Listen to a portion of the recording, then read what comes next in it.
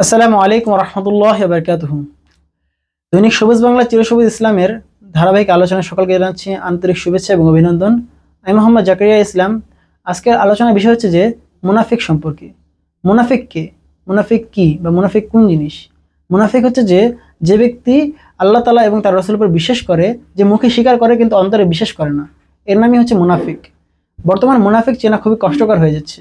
কারণ যদি কোনো ব্যক্তি মুখে স্বীকার করে যে না আমি আল্লাহকে মানি, আল্লাহ রসুলকে মানি, কিন্তু অন্তরে বা দিলের মধ্যে সে বিশ্বাস করতেছে না, সে সরাসরি মুনাফিক হয়ে যাবে। আল্লাহ রাব্বুল আলামিন এমনভাবে কোরআনে বলে দিয়েছিলেন যে যে মুনাফিকরা জাহান্নামের সর্বনিম্ন স্তরে থাকবে।